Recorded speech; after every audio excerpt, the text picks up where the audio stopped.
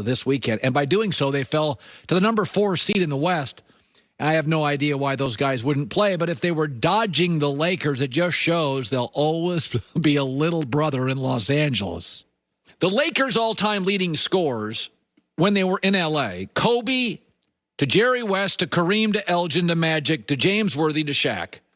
The Clippers' all-time leading scorer is Randy Smith. It is different, and there is a confidence about the Lakers walking into any series with the Clippers, especially a playoff series. They've won so many. In Los Angeles, it's not just the Lakers are the big brother and the Clippers are the little brother. It's not just 17 titles to 0 finals. It is the way in which the Lakers see themselves in the world. And a prime example of that was the last week. Last night, the Clippers lost to the worst team in the NBA. Oklahoma City, before last night, had played 24 games, and they were 1-23. And the Clippers lost to them because the Clippers tanked. The Clippers did not want to win. And when it was close late, you knew they'd lose anyway because nobody's worse late this year than the Clippers. And by the way, they lost to Houston before that, the second worst NBA team. Why would the Clippers do that?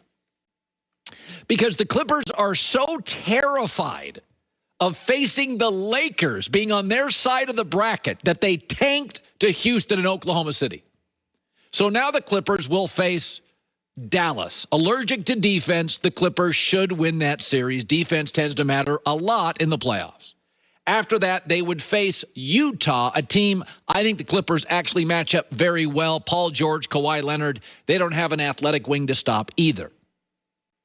But what did the Lakers do in the last week or so? The Lakers have been hobbled all year. AD can't stay healthy. Dennis Schroeder was out, COVID protocol. LeBron James nagging high ankle sprain. And what did the Lakers do? They finally got healthy about 10 days ago. They won 5 straight games, and when asked about the playoffs, LeBron said, I don't care who we play. I don't care where we're seated. I'm not even going to be 100%. Ready to go, baby. Bring them on. And that is the difference between the Clippers and the Lakers. LeBron James in his 18th year and his running mate, AD, who's brittle, have been hobbled all year in this condensed season. And they're like, yeah, we're healthy. We won 5 straight. Bring on the Nets. Bring on the Bucks. Bring on the Sixers. Bring on the Warriors. Bring on bring the whole league all ready to go. The Clippers, who have been healthier and better all year, are terrified. So we'll tank to Oklahoma City and we'll tank to Houston. Now, I know what you're saying. Colin. That's because they're resting. Really? You think the Clippers can rest after melting down last year, Joy and I as witnesses in the bubble, having no chemistry, and oh, by the way, this year, being the worst good team in the NBA in clutch points. They should take time off? LeBron and AD won the title last year. They wanted to get games in late. And the Clippers are like, nah, we got it all figured out. No, you don't. No, you don't. You're terrified of the Lakers. You see this all the time in UFC. You see like 2 female combatants, 2 guys walking in. Boy, yeah, both look confident. It's going to be a war. And after about 2 minutes first round, one of them's going forward and one of them's going backward, right? Everybody looks the part. Everybody talks the part. Everybody markets the part. Everybody promotes the part. The Clippers are terrified of the Lakers, and the old hobbling Lakers are, come on, bro, let's go. If they met in an octagon, the Lakers would be moving forward and the Clippers would be backpedaling. Got to respect that. Got to respect the Lakers. Falling apart. We don't care where we're seated. Let's go. All right, so I want to talk about Steph Curry for a second. Maybe you've heard of him. Steph Curry, certainly there's an argument to be made. He is the MVP. There's certainly an argument to be made. I would give it to Chris Paul, but just because I do think the regular season matters, and the Suns have had a glorious regular season. And the Suns' history has been, in 11 years before this, a mess. But every little boy and little girl And I count myself on this at one point when I was about 6, 7 years old. I had a little hoop down the driveway. Every little boy and girl who picks up a basketball, the first thing they want to do is put the ball in the hoop. They don't work on their ball handling. They don't get into a defensive position. It's not about passing the ball to your neighbor. You grab the ball and you shoot it. That's what you want to do, right? You want to hear the swish. All the best basketball players in the world, the top 50, they're all scorers. Steph Curry is the greatest shooter of a basketball in the history of the world. That act of grabbing and shooting a ball, he's the best ever in the history of the world. If he played Michael Jordan in horse, he would have HORSE, and Michael would be putting on his second sock. The greatest player couldn't compete with him. He's the best shooter of all time. We can argue who's better, Federer, Nadal, Djokovic. We can argue MJ LeBron. We can argue Ronaldo Messi, Martina Serena, whatever you want to argue. You cannot argue the greatest shooter in the history of basketball. And it's the thing every little boy and girl want to do when they grab it is shoot, put it in the net. He's the best ever. But it's not just that. And I think this stuff is important. I've said for years and years, the thing that's underrated about the NBA is intelligence.